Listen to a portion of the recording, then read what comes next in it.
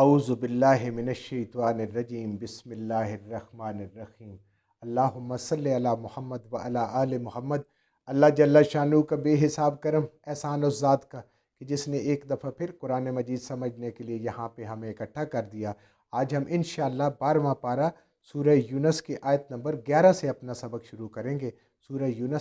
سورہ ہود کی آیت نمبر 11 سے اپنا سبق شروع کریں گے۔ سورہ ہود آیت نمبر 11۔ اعوذ باللہ من الشیطان الرجیم بسم اللہ الرحمن الرحیم الا الذین صبروا وعملوا الصالحات اولئک لہم مغفرۃ واجر کبیر۔ پچھلے سبق میں ہم نے پڑھا تھا انسان کی دو حالتوں کا اللہ نے ذکر کیا کہ اللہ کی نعمتیں ملی ہوئی ہیں، ان میں سے کوئی ایک اگر اللہ واپس لے لیتا ہے، حالانکہ یہ ساری چیزیں اللہ کی امانت ہے، تو انسان ناشکرہ ہو جاتا ہے، اللہ کے ساتھ گلے شکوے شروع کر دیتا ہے، اور جو اس کے پاس موجود ہوتا ہے وہ بھی بھول جاتا ہے، اور اس ایک چیز کو پکڑ کے بیٹھ کے اللہ کے ساتھ وہ شکوے کرتا ہے۔ اور دوسرا وہ ہے کہ جس کو، کیونکہ تنگی کے بعد آسانی، آسانی کے بعد تنگی، یہ زندگی کے سائیکل ہیں جو چلتے رہتے ہیں، اور انسان کو اللہ پاک آزماتے رہتے ہیں کہ وہ ان میں اس کا رویہ کیا ہے اپنے رب کے ساتھ، اس کا رب کے ساتھ تعلق کیسا ہے۔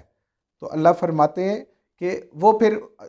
فخر اکڑ اس میں پڑ جاتا ہے کہ جیسے شاید اس نے کوئی کمال کیا ہے، حالانکہ یہ ساری چیزیں رب کی مہربانی سے ہے، امتحان بھی رب کی طرف سے ہے، نعمتیں بھی رب کی طرف سے ہے۔ اب اللہ فرما رہے ہیں کہ اصل انسان کو، معتدل انسان کو کیسا ہونا چاہیے؟ الا الذین صبروا، وہ انسان، بے شک وہ لوگ، وہ بات ہے، کوئی بھی بندہ، کوئی بھی انسان، صبروا، جو صبر کیا، وعملوا الصالحات، اور اپنے نیک اعمال کرتا رہا، نہ غم میں نیک اعمال کو چھوڑا اور نہ خوشی میں اپنے نیک اعمال کو چھوڑا، اور صبر کیا، غم پہ بھی صبر کیا اس نے۔ اب دیکھیں اکثر قرآن میں ہمیں ملتا ہے الا الذین آمنوا وعملوا الصالحات، یہاں اللہ فرما رہے ہیں الا الذین صبروا وعملوا الصالحات۔ صبر کو اللہ تعالیٰ نے ایمان کے برابر قرار دیا ہے کہ ایمان کے بعد سب سے ضروری چیز انسان کے پاس یہ صبر ہے، استقامت ہے۔ یہاں اللہ نے ایمان کی بات نہیں کی ہے، یعنی دو چیزیں ہیں جو انسان کو طاقت بخشتی ہیں، سب سے پہلے صبر، اور اس کے بعد وہ نیکی کے کام کرتا رہے، خوشی میں بھی چھوڑ نہ دے اور غمی میں بھی چھوڑ نہ دے نیکی کے کاموں کو، ان سے دور نہ ہو جائے پریشان ہو کے کہ کیا فائدہ مجھے نماز پڑھنے کا، میرا تو یہ نقصان ہو گیا، کیا فائدہ مجھے نماز پڑھنے کا، میرے پاس تو سب کچھ موجود ہے۔ کسی بھی صورت میں اس کو نہ چھوڑے۔ اللہ پاک یہ کہتے ہیں کہ جو انسان کو، اس کو دو طاقت جس کو مل جاتی ہیں، یعنی ایک صبر اور ایک احسن اعمال، یعنی تکلیف میں رب سے ناراضگی کا اظہار نہیں کرتا، پریشانی میں سے کچھ ضائع ہونے پہ رب سے ناراضگی کا اظہار نہیں کرتا، اور خوشی میں وہ تکبر میں نہیں آتا، وہ کہتا ہے یہ دونوں اللہ کی طرف سے ہیں، ہر حال میں عاجزی میں رہتا ہے، ہر حال میں عاجزی میں رہتا ہے اور نیک اعمال کرتا رہتا ہے۔ اللہ فرماتے ہیں اولئک، ایسے لوگ جو ہیں، لہم، ان کے لیے ہے ان کے رب کی طرف سے، مغفرتاً، گناہوں کی معافی، غلطیوں کی معافی، قصور کی معافی، گناہوں کی بخشش، وَأَجْرًا کبیر، اور اس سے بھی بڑھ کے بہت بڑا، بہت اچھا ان کا بدلہ ہے جو انہوں نے صبر کیا اور نیک اعمال کیے۔ یعنی انسان کو اللہ کہتا ہے کہ دو چیزوں سے طاقت پکڑ، صبر اور نیک اعمال سے، اور بدلے میں تجھے انسان کو دو چیزیں ملیں گی، ایک تیرے گناہوں کو معاف کر دیا جائے گا۔ انسان کی حیثیت سے کوئی بندہ یہ دعویٰ نہیں کر سکتا، نیک سے نیک آدمی، کہ اس نے کبھی گناہ نہیں کیا۔ ہر دن ہر وقت انسان سے گناہ ہوتے ہیں، اور وہ اپنے اس پہ استغفار کرتا رہے، اللہ سے بخشش مانگتا رہے، اجر بھی رہے، یعنی ہر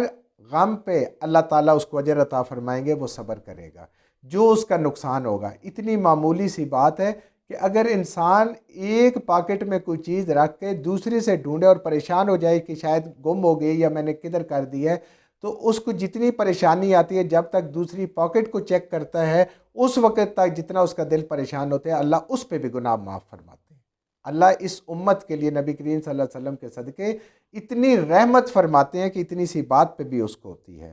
جب انسان کو کوئی دوسرا غلط بات کرتا ہے اور اس کے دل پہ چوٹ لگتی ہے، ظاہراً محسوس نہیں ہوتا، اور وہ اس کو پی جاتا ہے، صبر کرتا ہے رب کی رضا کی خاطر، اللہ اس پہ بھی اجر عطا فرماتے ہیں۔ کیوں؟ اللہ تو دلوں کے بھید بھی جانتے ہیں۔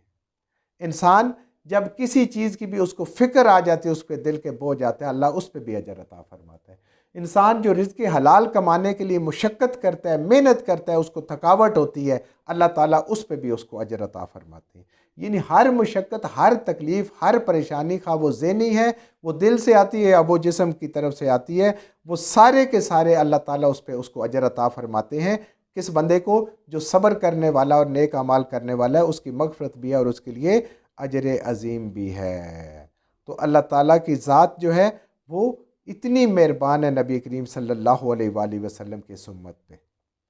فلا اللہ کا، تو پس شاید کہ آپ اے محمد رسول اللہ، شاید آپ تارکن چھوڑ دیں، اے نبی کریم صلی اللہ علیہ وسلم شاید آپ چھوڑ دیں، بعض حصے، ما یوہا، وہ احکام، وہ وحی، جو یوہا الیکا، جو آپ کی طرف ہم کرتے ہیں، وضائقن، اور تنگ ہو جاتا ہے، بہی، ان احکام کے ساتھ، صدروں کا، آپ کا سینہ۔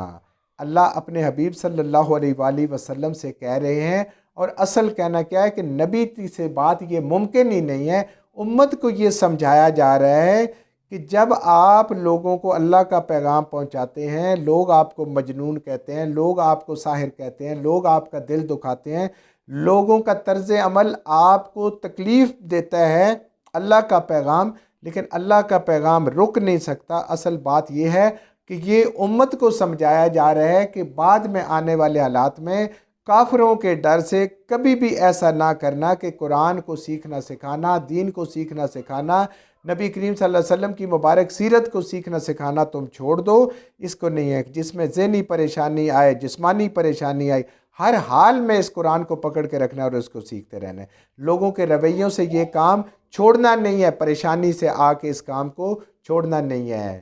جس کی بڑی زبردست مثال ہے، آگے انشاءاللہ میں آپ کو بتاتا ہوں، جو ہم اپنے اس ملک میں دیکھے ہیں۔ این یقولو، یہ کہ کہتے ہیں، لولا انزل علیہ کنزن، کہ کیوں نہیں آپ کے اوپر نازل ہوا، آپ کو طعنہ دیتے ہیں کوئی خزانہ، او جاء معہ ملک، اور نہیں ہے کوئی آپ کے پاس فرشتہ۔ یہ جو بات ہے کہ نبی کریم صلی اللہ علیہ وسلم کی کو کہا جا رہا ہے کہ اس قرآن کو نہیں چھوڑ دینا، کہ وہی کہ کچھ حصے تجھے بھاری ہیں، یہ ہمارے دیکھیں ملک میں آپ نے دیکھا ہوگا، ایک وقت تھا کہ ہمارے اسلامیات کے کورس میں سورہ توبہ کی جہاد کی آیات ڈالی گئیں، اور مشرف کے دور میں ان کو امریکہ کے ڈر سے اس کے کہنے پہ ان سب کو نکال دیا گیا۔ یہ ہمارے لیے ہے، پہلے بھی پتہ نہیں کتنا ہوا ہوگا اور آنے والے وقت میں پتہ نہیں کیا ہوگا۔ نبی کریم صلی اللہ علیہ وسلم سے یہ ممکن نہیں ہے، کہ کسی بھی نبی سے یہ ممکن نہیں ہے کہ وہ اللہ کی تعلیم کو اپنے پاس روک لے اور لوگوں تک نہ پہنچائے۔ آپ صلی اللہ علیہ وسلم نے وہ آیات بھی سنائی جو آپ صلی اللہ علیہ وآلہ وسلم نے، اللہ نے آپ کو سرزنش کی، آپ کے ساتھ سخت لہجے میں بات کی، محبت کے ساتھ، وہ بھی آپ نے بتائیں، تو دوسرے لوگوں کے آپ کی کیا پرواہ، آپ کیا پرواہ کر سکتے ہیں؟ لیکن یہ ہم نے کیا ہوا ہے اس پاکستان کے اندر کہ ہم نے اپنے کورس سے وہ نکالی، ہمارے لیے ممکن نہیں ہے، ورنہ نعوذ باللہ ہم تو قرآن سے بھی نکالنے کے لیے تیار ہو جاتے، ہم اتنے پکے مسلمان ہیں۔ دیکھیں یہ پوری کی پوری آیت ہمارے اوپر سمجھ آتی ہے۔ تو اللہ فرما رہے ہیں کہ یہ تو کہتے ہیں کہ آپ کے اوپر خزانہ اللہ نے کیوں نہیں نازل کیا اور آپ کے ساتھ فرشتے کیوں نہیں ٹلتے۔ یہ بالکل صاف ظاہر دنیا داری کی سوچ ہے کہ دنیا میں کیا پیمانہ ہے انسان کی کامیابی کا، کہ اس کے پاس مال زیادہ ہو، اس کے پاس دولت زیادہ ہو، اور اس کے اوپر آج کل وہ بھی ہم دیکھ رہے ہیں پروٹوکول لگا ہوا، ہٹو بچوں کی آوازیں لگ رہی ہوں، ہوٹر چل رہے ہیں اس کے آگے، گارڈ کی گاڑیاں آگے پیچھے پھر رہی ہوں، وہ کہتے ہیں آپ بھی ایسے اگر ہوتے تو پھر ہم آپ کو نبی مانتے۔ یہ وہ دنیا والی سوچ ہے کہ کامیابی کا معیار مختلف ہے، وہ روح کی غذا کو اور روح کے رزق کو سمجھ ہی نہیں سکتے، جو وحی کے اندر ہے اور اس قرآن کریم کے اندر ہے، ان کو اس کا نہیں پتہ، وہ اس سے لا علم ہے، اور وہ اس کو بے فائدہ خیال کرتے ہیں، کیونکہ اس کا فائدہ آخرت میں۔ یہ آج ہم جو قرآن پڑھ رہے ہیں، جو سمجھ رہے ہیں، اللہ ہمیں توفیق دے گا، ہم اس پہ عمل کریں گے، ظاہراً شاید ہمیں فائدہ اس کا نظر نہیں آئے گا، لیکن آخرت میں بے حساب فائدہ ہے، اور فائدہ ہی فائدہ ہے۔ اور جو ہم نے مال و دولت، گھر بڑے بڑے اکٹھے کیے ہیں، اور اس کے اندر بڑے بہترین فرنیچر اور ڈیکوریشن پیس اور اولادیں اور یہ سارا، یہ تو آگے اسی قرآن کو پڑھتے ہوئے اگر زندگی رہے ہم پہنچیں گے کہ ہم کہیں گے جن بیٹوں کی خاطر، بیویوں کی خاطر، بہن بھائیوں کی خاطر آج ہم کہتے ہیں کہ حرام حلال اکٹھا کر لو، جو مرضی کر لو، کہیں گے ان سب کو جہنم میں ڈال دو، اللہ ایک مجھے بچا لے۔ اتنی سی ان کی اہمیت ہے، کوئی اہمیت نہیں ہے ان کی۔ اللہ فرما رہے ہیں ان کی دنیا داری کی سوچ ہے، ان کو سوچنے دے۔ انما انت نذیر، بے شک اے میرے حبیب صلی اللہ علیہ وآلہ وسلم، آپ تو لوگوں کو ڈر سنانے والے ہیں کہ برے کرتوت لے کے جاؤ گے، اللہ کے ہاں سزا ملے گی۔ اللہ جہنم میں پھینکے گا، نیکیاں لے کے جاؤ گے، اللہ راضی ہوگا اور اپنی شان کے مطابق تمہیں بدلہ عطا فرمائے گا۔ آپ تو ان لوگوں کو، انکار کرنے والوں کو سمجھانے آئے ہیں، دیکھیے اس انکار کا انجام بہت برا ہوگا۔ واللہ علی کل شیء وکیل، آپ کا کام ہے ان کو ڈر سنانا، ان تک بات پہنچا دینا، ان کے کام کی ہر چیز کی ذمہ داری جو ہے وہ میرے رب کے ہاتھ میں ہے۔ اللہ ہر چیز پہ قادر بھی ہے اور اللہ ہر چیز کا ذمہ دار بھی ہے، اللہ ہر چیز کا وکیل بھی ہے۔ نبیوں کا کام ہے دعوت کو پہنچانا، امت کا کام ہے دعوت کو پہنچانا۔ اچھی لگے کسی کو یا نہ لگے، اس کو کورس سے نہیں نکالنا چاہیے، اس کو پڑھانا چھوڑ دینا نہیں چاہیے، اپنے بچوں کو اس کو پڑھاتے رہنا چاہیے۔ دشمن راضی ہو یا ناراض ہو فرق نہیں پڑتا، اللہ راضی ہو گیا تو پھر بہت بڑی کامیابی، اور اللہ کا ناراض ہو گیا تو بہت بڑا فرق پڑتا ہے۔ اصل کامیابی آخرت کی کامیابی ہے۔ جو کچھ ہم نے صحیح پڑھا اللہ ہمارے ذہنوں میں، دلوں میں بٹھا دے، جہاں جہاں پڑھتے ہوئے بولتے ہیں ہم سے غلطی ہوگا، اللہ ہمیں معاف فرما دے، اور ان غلط باتوں کو ہمارے ذہنوں سے، دلوں سے اللہ کی ذات نکال دے۔